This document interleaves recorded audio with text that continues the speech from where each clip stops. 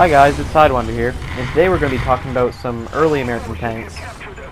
So, the first tank that I'm going to be talking about, not the first tank in the gameplay though, is the M2 Light, because I feel that we kind of have to start at pretty much the very beginning. So, the M2 Light was designed by Rock Island Arsenal and produced from 1935 to 1942. The M2 was a pre-war light tank with a crew of 4 and was used primarily by the United States. The vehicle featured a vertical volute spring suspension, or BVSS, and as well as a Continental R670-9A 7-cylinder radial gasoline engine that could provide 250 horsepower.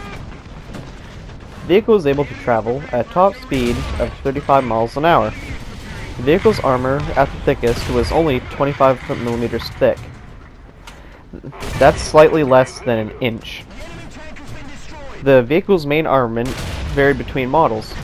Early models were fitted with a 50 caliber or even a 20 millimeter autocannon. The vast majority of the M2s, on the other hand, were fitted with a 37 millimeter cannon. All M2s had 2 to 5 30 caliber machine guns installed. So, the M2 saw service with the United States in the Pacific Theater during World War II, and with the British in Europe, North Africa, and the continental Asia. So, like Burma and areas like that. And it was a well-built tank. Well, the M2A4 was, but it really needed some upgrades.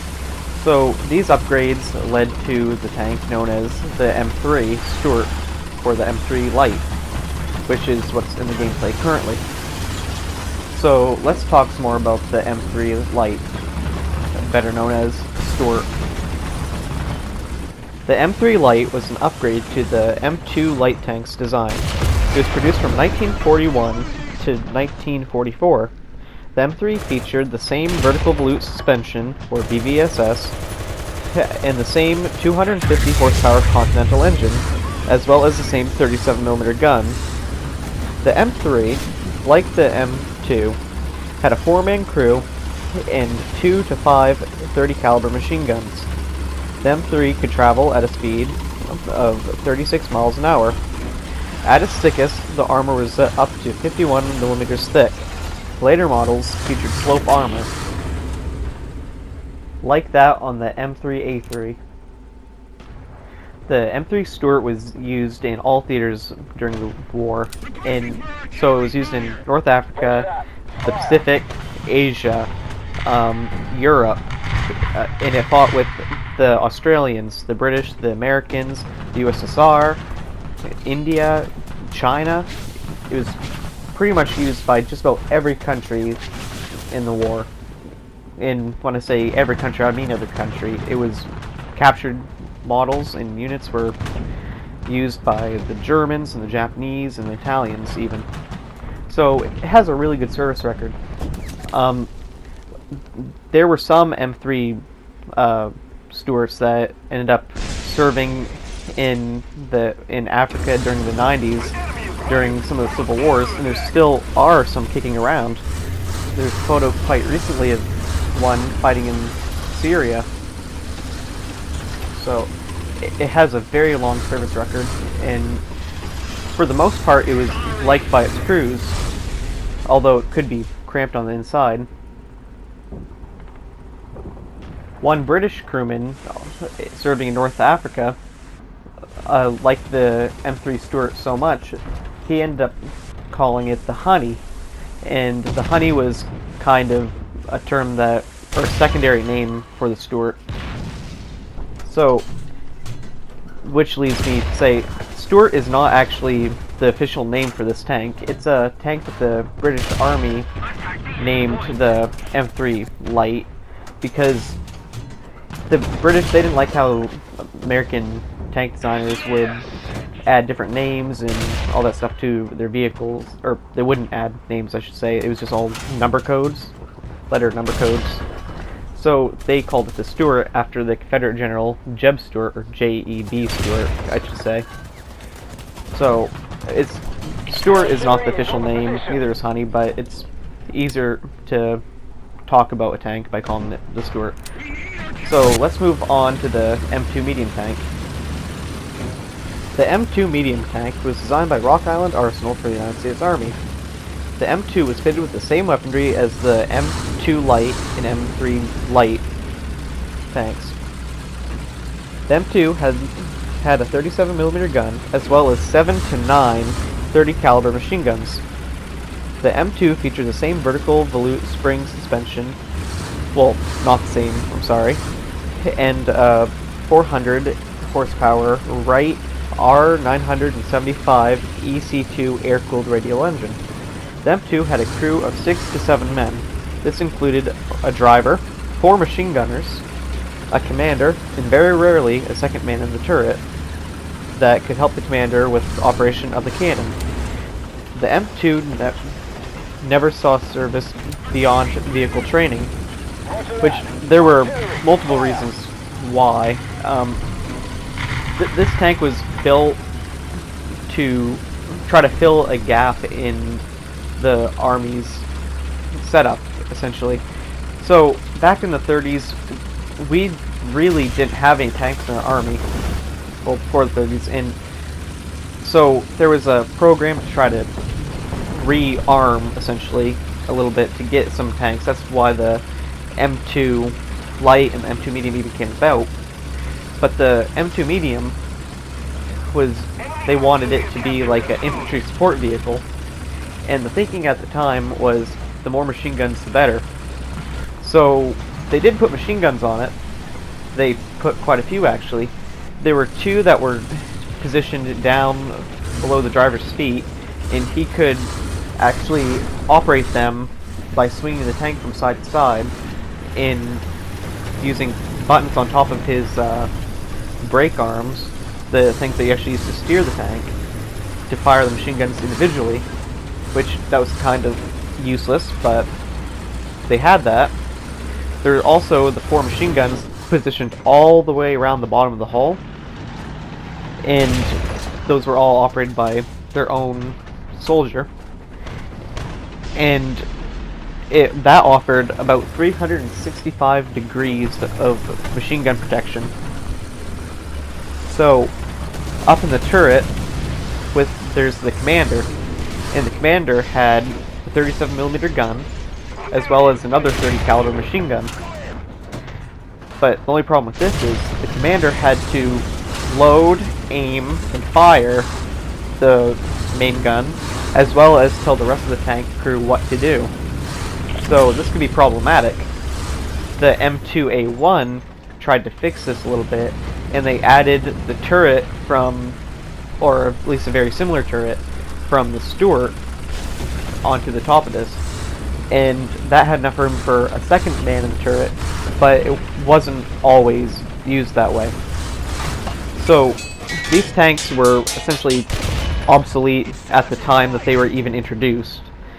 So they immediately started production on a new tank to replace it, which is the M3 Lee, or Grant. We'll get into that on the next video. But so they ended up putting this tank into nothing more but training service. But this tank was actually very important because the powertrain, the transmission, the suspension, the engine, the bottom of the hull was all put into the M3 Lee/Grant and the M4 Sherman, which we'll get into a future video. But they're it's the M2, even though it had a very bad service record, there were only around 90 of them produced. I believe only around 90. It was actually one of the most important tanks in a way, even though it was so bad, which is kind of cool to think about. There's actually a model of the M2 Medium that was built using, or not using, but was built installed with a flamethrower. So these never actually turned into much because the flamethrower itself, the barrel on it, was much longer than the normal barrel on the M2.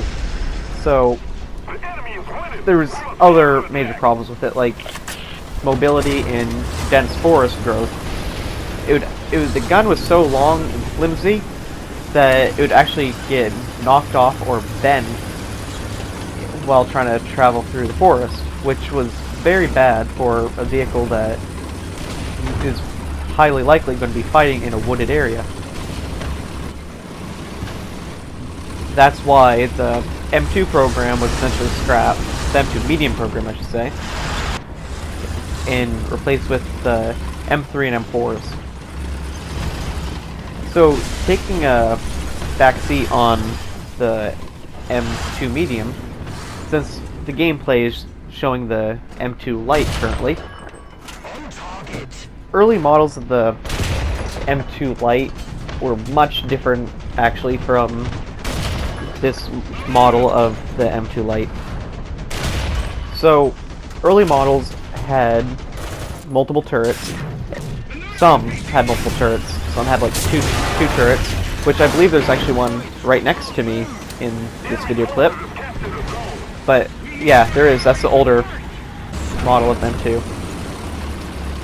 So